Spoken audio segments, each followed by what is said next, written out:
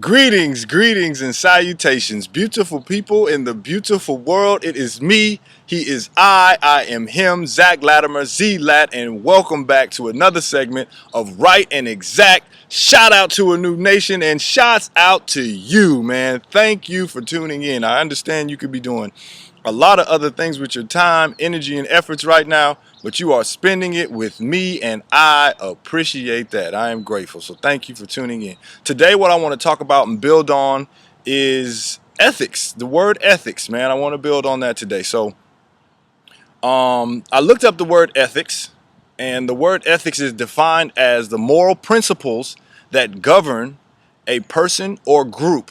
Okay? The moral principles that govern a person or group. The word that needs to be extracted out of this is principle. Okay? Now, if you tuned in to Chief Speaks this past Sunday, where he opened up, he said somewhere in there, I don't know if it's the beginning, but anytime you see the word key, you should replace it with the word principle, right? Because if you see the word key, if somebody is offering you the key to longevity, a key to health, this is the key to this or the key to that, you should automatically replace that word with principles, okay?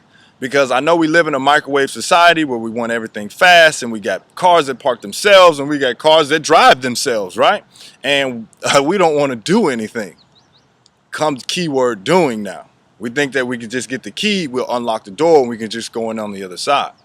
But if you replace the word key with principle, unlike a key, principles have to be in you. You have to stand on principles. The principles have to become alive inside of you, right?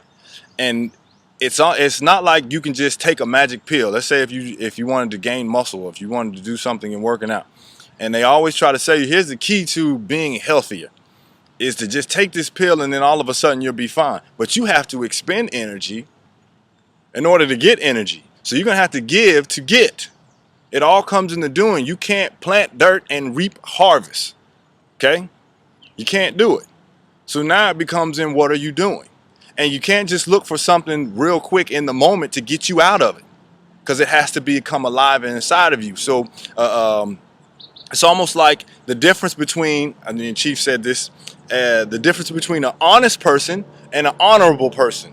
An honest person is going to do or say whatever in that period in time just so to get them out of a bad situation. They're going to do whatever. An honorable person will not do or say something because they know that that's just not the right thing to do. Okay? That's one that's just looking for something to wear like a charm to just get me out of this situation, and one that has now put the charm, and the charm has become alive inside of them. They stand on their principles, stand on their ethics. Okay? And when we're looking at, and speaking of charms, if you look at certain people who want to just wear these different Lakis, or you wearing these prayer beads, or you just want to get these certain things that you feel like is just going to bring you power and unlock the door so you can just go on the other side, so you can just become better. At the end of the day, these things have principles behind them. What are the principles that these charms come with? And if you put these principles inside of you, then your natural position and your natural posture of your life will be a charm. You will become a charm.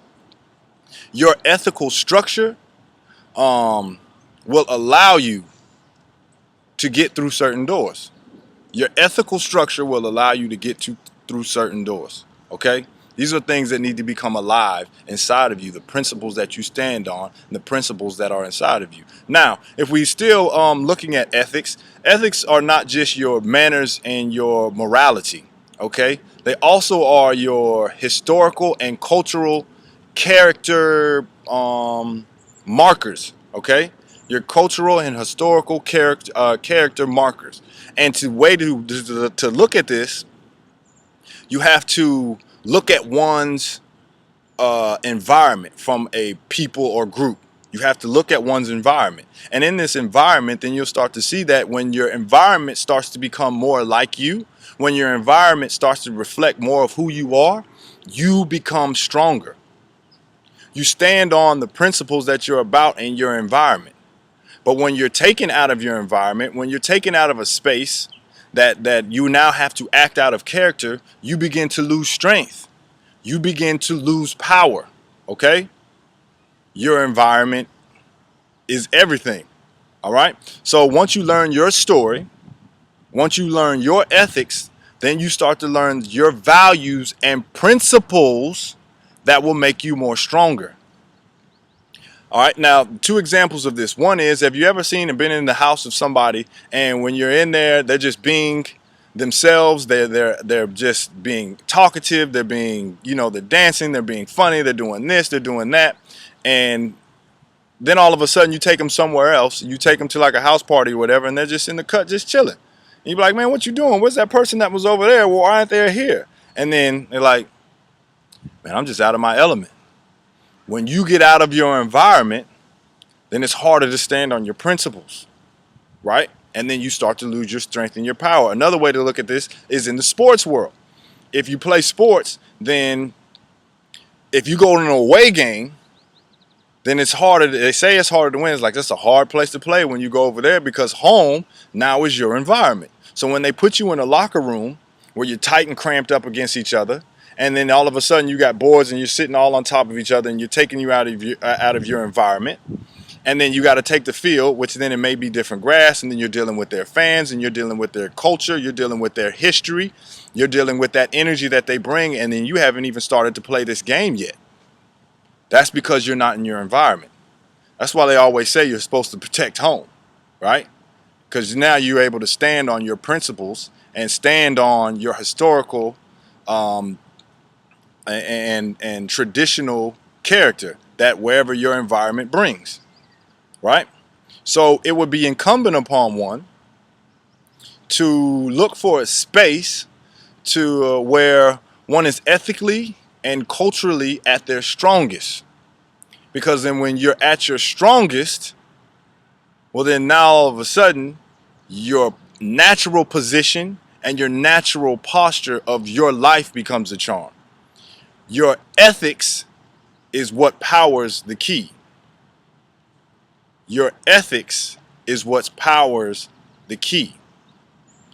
So when you are living the principles, standing on the principles, and the principles become alive inside of you, then you start to unlock the mysteries and the secrets of life. Chief did a show on this who went deeper in this. You can check it out in Enlightenment and Transformation. But thank you for tuning in. I will that you got something out of this. I will that you have a wonderful day. And I will that just check your environment. Check your principles. What are you standing on? And does it resemble and reflect who you are? Are you at your strongest? And are these things inside of you, or are you looking for something to put on you to just get out of it? Have a wonderful day, and I'm out. Deuces.